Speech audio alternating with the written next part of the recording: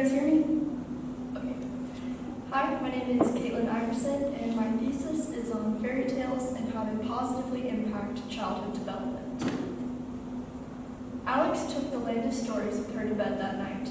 She gently flipped through the old pages, being careful not to tear them. Seeing all the colorful illustrations and places and characters again made her feel like she was reading an old scrapbook of sorts. She loved spending time reading about fairy tale characters more than anything. They'd always felt so real and accessible to her. They were the best friends she'd ever had. "I wish we got to choose which world we lived in," Alex said, running her fingers over the illustrations. They were so inviting. In her hands was a world unlike the one she lived in. It was a world unaltered by political corruption or technology.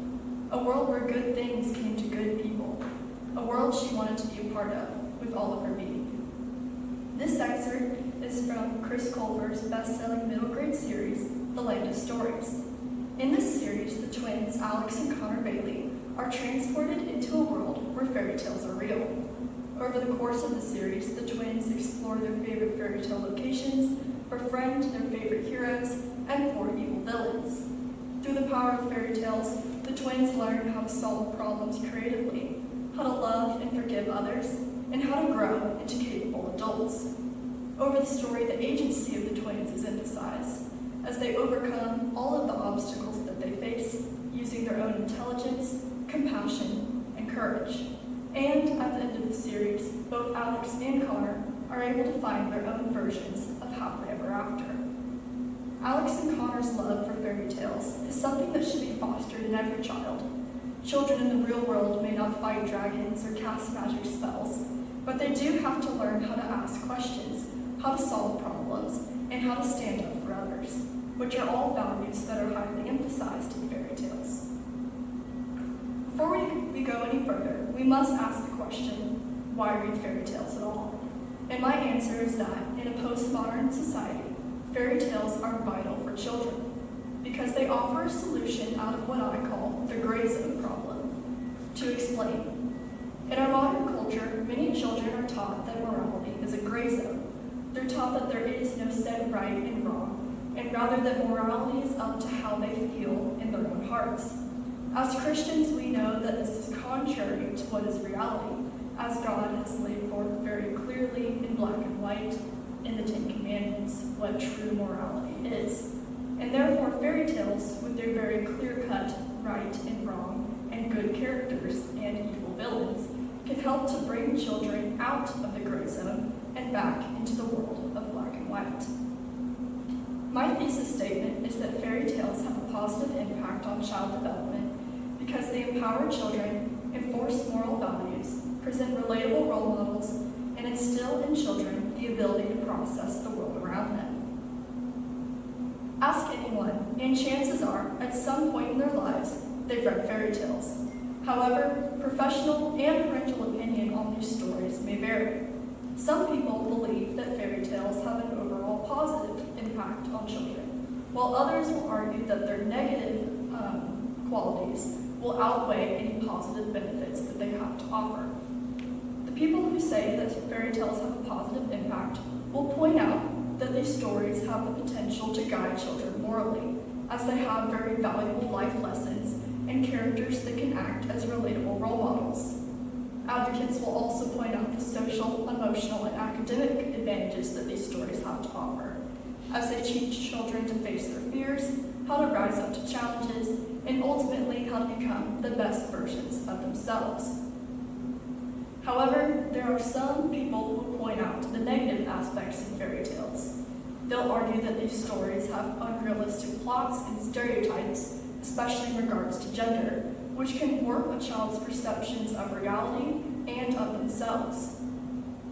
Opponents will also point out that these stories contain scary elements and violence, which can not only scar a child for life, but can also compromise their behavior as they take over through observation and imitation the actions of villainous characters.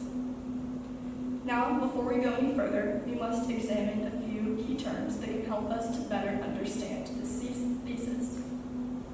First of all, what are fairy tales? Fairy tales are stories belonging to the overall category of folk tales. Folktales, simply defined, are stories with ordinary protagonists.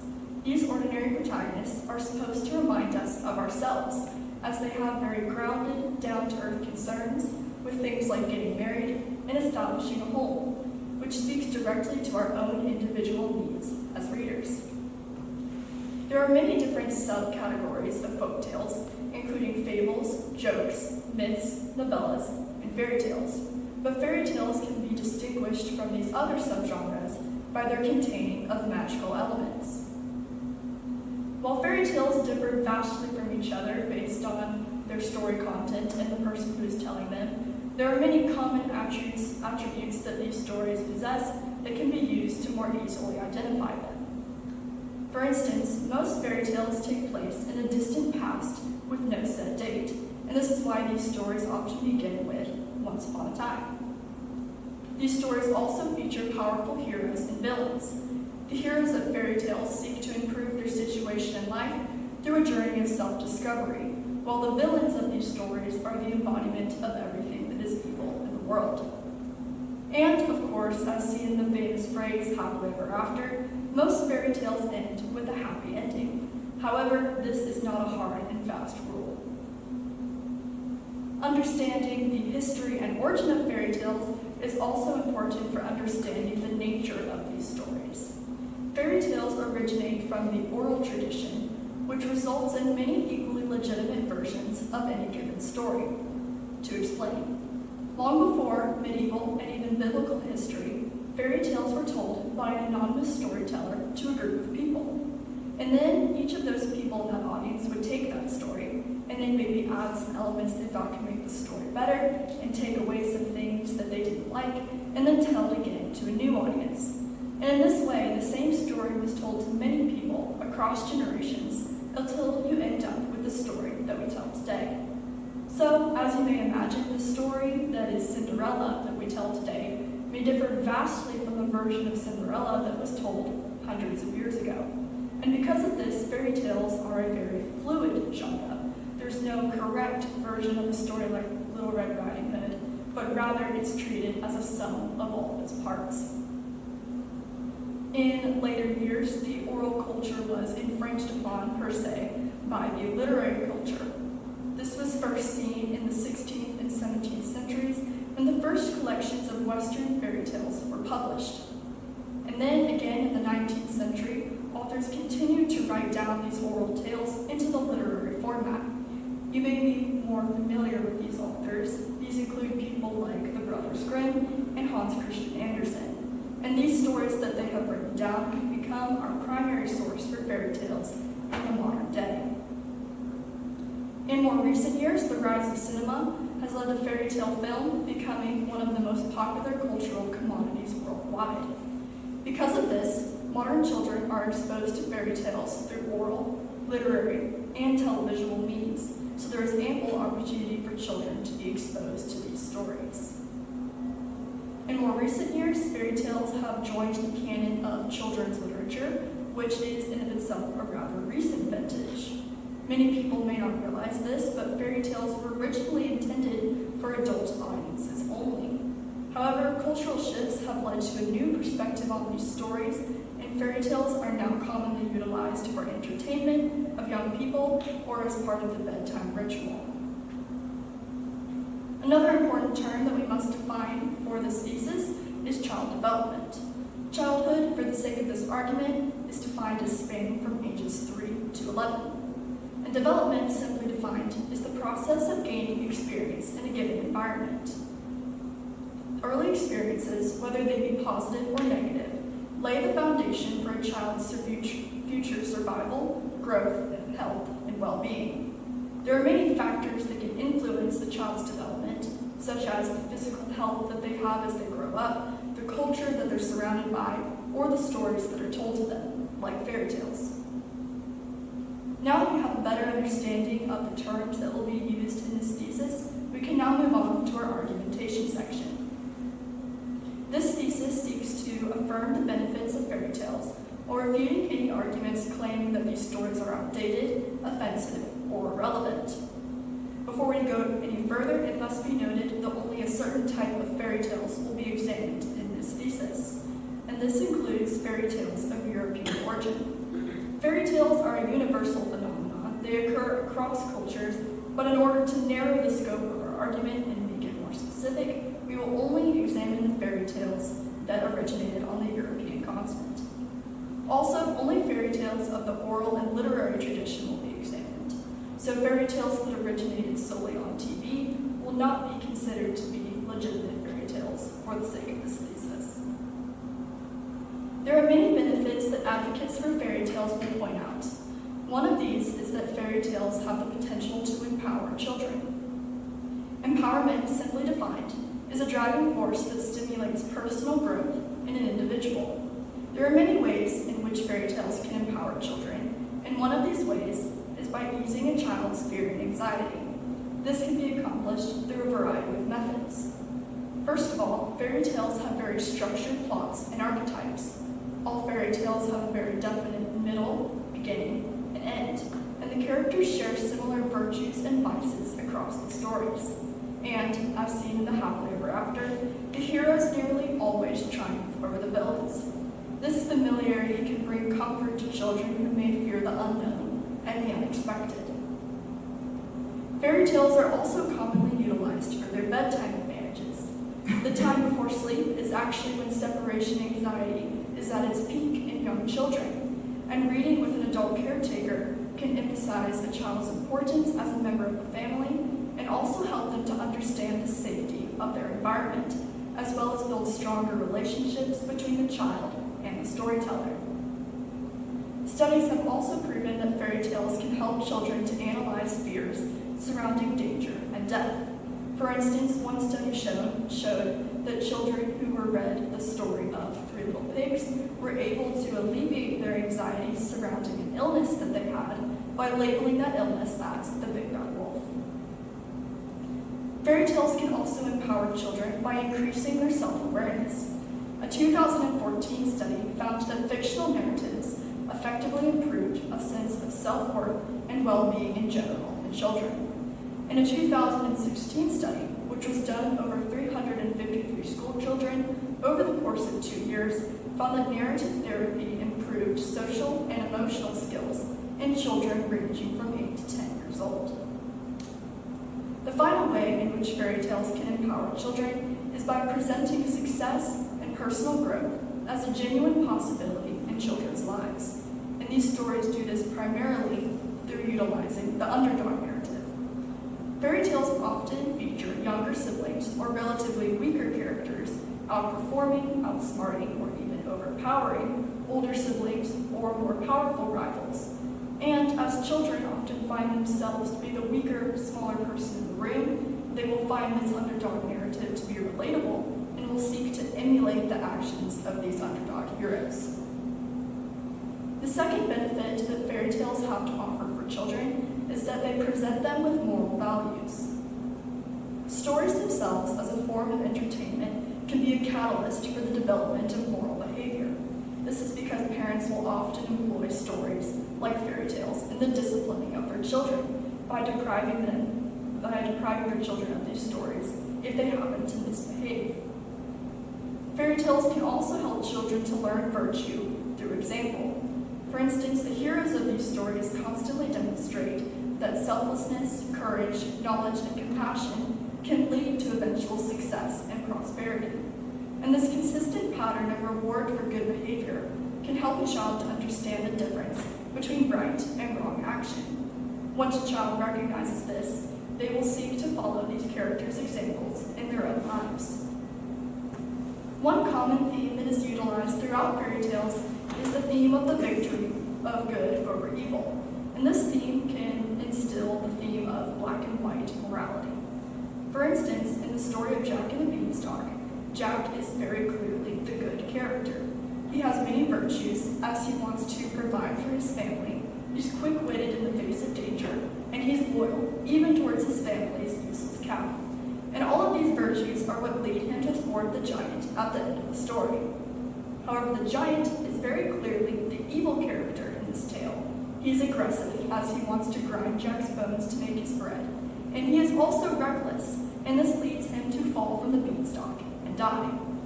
Jack's virtues are shown to be more powerful and valuable during this story than the giant's vice, and his virtues lead him not only to his own success, but also to prosperity for his entire village. However, the giant's vice leads only to his downfall and despair. Another common theme that is utilized in fairy tales is the punishment of evil, and this can help children not only to understand the difference between right and wrong, but can also help them to develop sympathy. According to this time, many children are satisfied and relieved when villains are punished. However, many children will also express sympathy for villains when they meet their eventual downfall. Developing sympathy is an important part of child development, as it can improve a child's social interactions due to a newfound respect for the feelings and opinions of their peers. The third benefit that fairy tales have to offer for children is that they present them with relatable role models. The heroes of fairy tales are often common people leading average lives, and these characters face the problems that children are afraid of having to face in their own lives. Fairy tale heroes often stand up to cruel authority figures, bullies, and intimidating predators, and these characters' desires often align very closely with the child's, as they want very grounded, down-to-earth things like safety, love, acceptance, and success. And when children see themselves reflected in these characters, they will feel more comfortable in themselves and feel inspired to explore their emotions. There are two different types of characters in fairy tales, role models and anti-role models. Let's first look at role models. Role models are the characters that children are supposed to root for, and their actions are to be emulated. These characters will often have admirable qualities that are rewarded at the end of the story, but we must not think that these characters are perfect. In fact, many fairy tale role models have flaws, which makes them more relatable and also can provide learning opportunities for children. To explain, Little Red Riding Hood is a fairy tale role model. She's playful and virtuous as she wants to explore the woods and help her grandmother, but she is also heedless of warning, as her ignoring of her mother's warnings leads her to get into trouble with the wolf in the story. When children read this story, they're able to recognize Little Red Riding Hood's virtues, but they're also able to recognize where she falls short and will hopefully learn to avoid such foolishness in their own lives. The second type of characters in fairy tales are anti-role models. Anti-role models are the characters that children are supposed to root against, and their actions are not to be copied.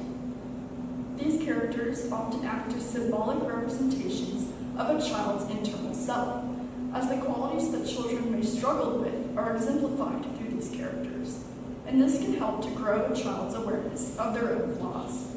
For instance, in the story of Snow White, the evil stepmother acts as a warning against the dangers of narcissism and jealousy. The final benefit that fairy tales have to offer for children is that they aid young people in processing reality. Fairy tales bridge the gap between imagination and real human behavior by way of metaphors and morals. Fairy tales have been shown to demonstrate the following benefits. They can increase a child's social skills through the example of compassionate, thoughtful characters like Thumbelina and Snow White, which can show children how to correctly deal with others in a social situation. Fairy tales have also been shown to increase a child's academic performance due to constant practice and exposure of skills while they read and listen to stories. For instance, fairy tales have been shown to increase a child's listening ability, their receptive and expressive language, and their reading, writing, and speaking skills. Finally, fairy tales have been shown to increase a child's imagination and dramatic play. Play is often regarded as a very fruitless activity by adults, but they are wrong. It's actually a mechanism by which children process information about themselves, others, and life in general. The more expansive a child's imagination is, the more effective their play will be, and the better they will be able to understand the world around them. Now that we have examined the benefits that fairy tales have to offer, we will now examine some of the pitfalls that opponents of these stories will try to argue for and point out why ultimately fairy tales are crucial for children. The first pitfall that opponents will try to point out is that these stories are unrealistic.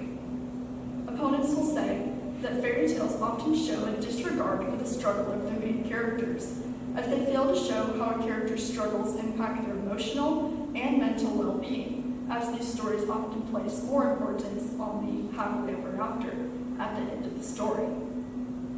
Dinah Goldstein, a narrative photographer, sought to emphasize this issue in her narrative photography pieces, Fallen Princesses. For these pieces, she took models who were dressed up as very recognizable fairy tale princesses, but then put them in situations that you might not expect. For instance, with the character of Cinderella, she put a model dressed up in Cinderella's beautiful ball gown, but then put her in a very shady bar, surrounded by questionable individuals. She's at a table all by herself with a glass of alcohol in her hand, and she looks quite dejected. Goldstein argued that she wanted this photo to capture what she believed would be the trauma lingering in a character like Cinderella after years of neglect and abuse from her stepfamily. While this photo is certainly creative and thought-provoking, it fails to capture what is the true essence of fairy tales, which is, at the end of the day, these stories are supposed to be stories of hope. These stories consistently demonstrate that hard work and patience can combat the obstacles in life that we as finite beings can't control. Fairy tale characters go through hard things to show that life is difficult, but there is also light and happiness, and this is why these stories do not dwell in the realm of hopelessness forever. There is also a general discrimination against children's stories in general.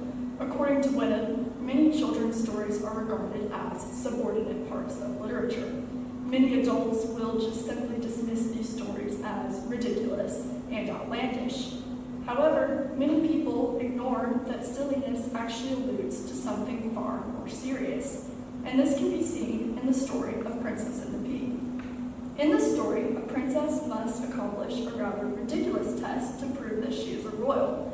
She must sleep atop a stack of 100 mattresses and be able to feel a singular pea that has been placed underneath. This story faced a lot of criticism even when it was first written, and Hans Christian Andersen attempted to respond to this criticism by explaining that his story was meant to highlight the importance of sensitivity and nobility. So the princess's highly attuned physical sensitivity actually alludes to her far deeper emotional sensitivity, which would make her a kind and compassionate ruler of her people. And thus, a story that seems rather shallow on the surface actually goes far deeper. The second pitfall that opponents of fairy tales will try to point out is that these fairy tales feature aggression and violence and is therefore harmful for children. For instance, many people will point out the frightening characters and conflicts that commonly arise in these stories. In the story of Hansel and Gretel, the witch wants to eat both of the children for breakfast, which is admittedly a rather terrifying situation. In response to these elements, parents will often try to avoid these concepts altogether. One parent said, "I skip them, I don't read them." And another parent said that what you imprint on a child's soul lasts there forever. While these parents' concerns are definitely warranted, they overlook the role that scariness plays in children's literature. In fact, scariness actually plays a larger role for children than it does for adults, because scariness in stories actually helps to serve as a very safe, simulator-type environment by which children can experience the emotions of fear and anxiety without any real-life consequences. The characters in fairy tales will model coping skills for children, which can help them come to grips with negative emotions. The real world is full of frightening situations and harmful people, and fairy tales are a very safe conduit to convey this information to children. Through fairy tales, children can have a safe space to explore their feelings about this reality and also to ask questions of their storyteller. Opponents will also point out that anti-role models in stories have the potential to lead children astray, as studies in literature show that children will take over verbal and physical aggression from the stories that they read, and this can lead to imitation of villains and other unhealthy practices. However, this issue can be remedied with simple parental guidance, often taking the form of parents talking with their children while they read. For instance, a parent can examine the actions of evil characters with their child by asking questions like, why do you think the witch did that? Do you think that she was being kind? And in this way, a child is forced to confront the evil action of the character and understand why it's not to be copied. Parents can also contrast the difference between heroes and villains by highlighting good behavior against the backdrop of less commendable behavior. For instance, a parent can ask, what makes Cinderella kinder than her stepmother? However, at the end of the day, if a child insists upon unhealthy practices, then it's up to the parent to put a stop to that, typically through disciplinary action. The final pitfall that opponents will try to glean from these stories is that fairy tales often feature problematic stereotypes, especially in regards to gender. The gender stereotypes that are most often attacked are in regards to females. For instance, advocates will say that fairy tales promote the feminine beauty ideal, which states that the most important thing about a woman is her attractiveness. And this, opponents argue, will lead to obsession, shallowness, and vanity in young girls.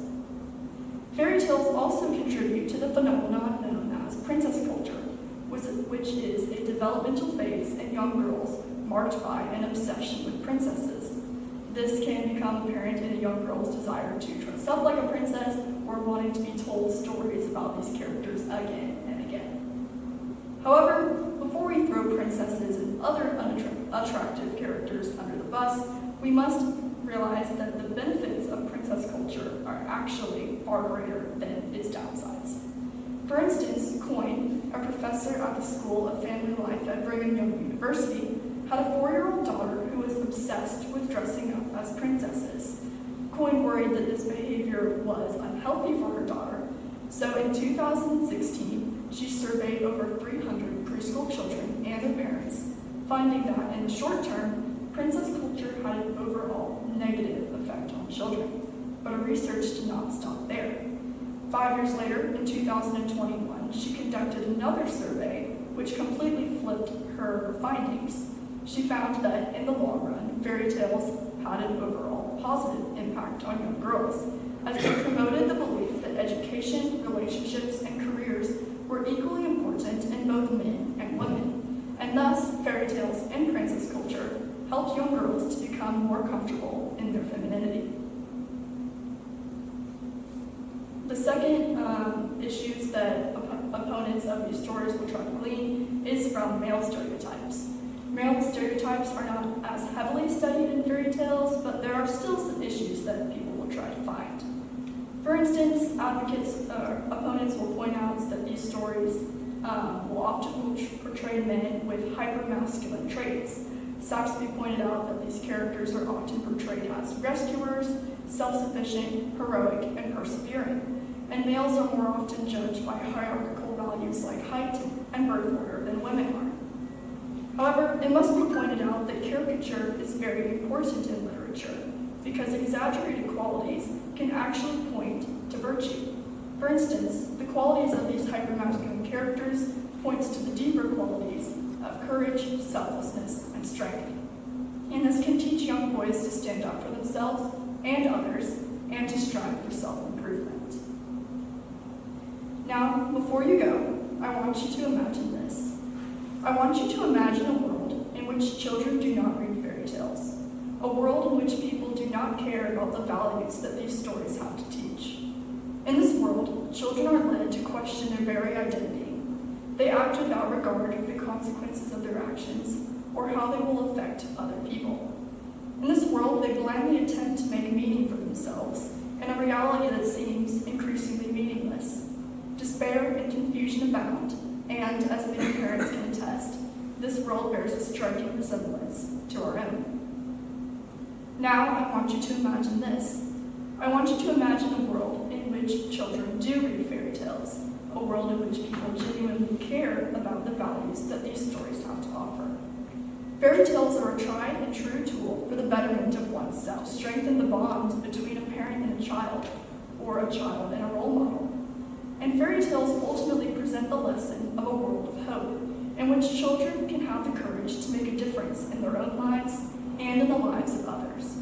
At the end of the day, fairy tales present the reality of happily ever after as a genuine possibility in children's lives. Thank you.